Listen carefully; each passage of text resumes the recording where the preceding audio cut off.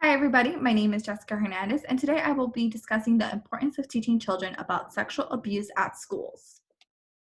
Now, my popular article was based off the Science Daily Journal. The article's name is Teaching Children in Schools About Sexual Abuse May Help Report Abuse.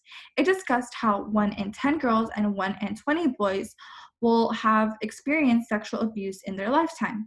It also talked about the serious problems that these children will face, such as mental illness, depression, anxiety, eating disorders, drug and alcohol abuse later down the road. It also talked about how other countries have implemented this sex abuse curriculum into their education and how well it has been doing for them. The scholarly article is called The School-Based Educational Program for the Prevention of Children's Sexual Abuse, a Conrad Systematic Review and Meta-Analysis.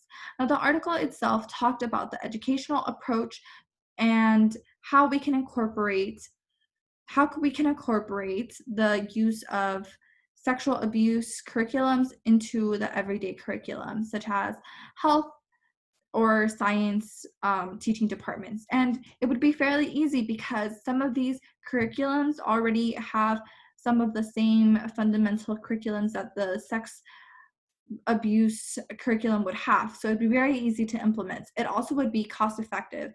And having it in a school environment would mean that children are exposed to other adults who can potentially be seen as a predator. And they need to understand that not everybody is a good person and that there are bad people out there, even if they are the librarian.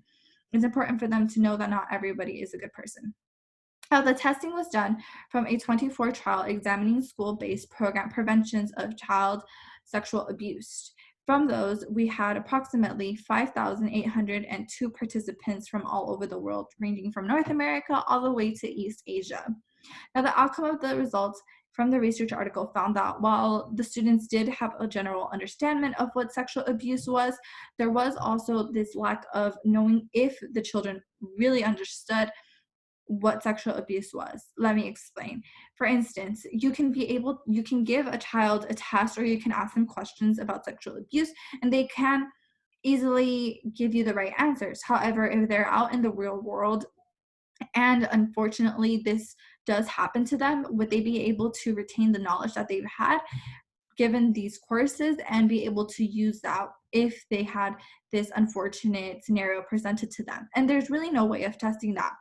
The authors did talk about having this stimulating technique where they would have an adult that they knew or a research assistant go to the school and pretend to be a sexual predator and have see how the child would react to them. But this had obviously some ethical issues, or lots of ethical issues I should say, with the practice being done, so it was never done.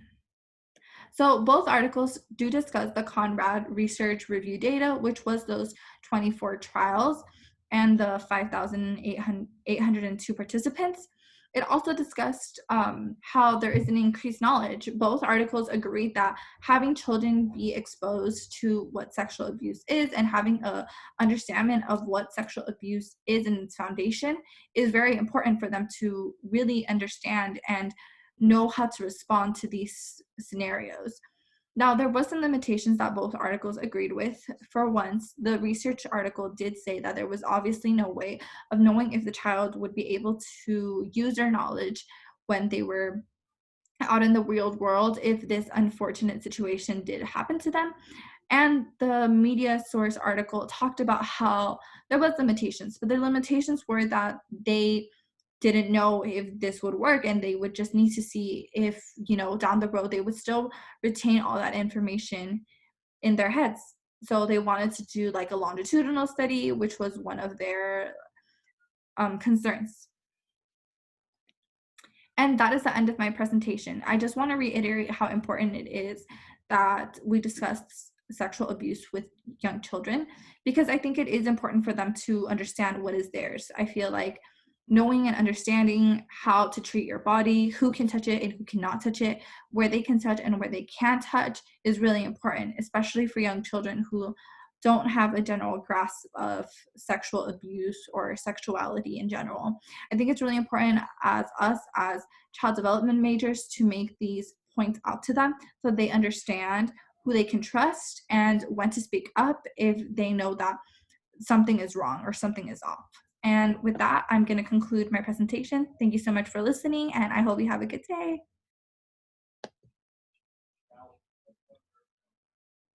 And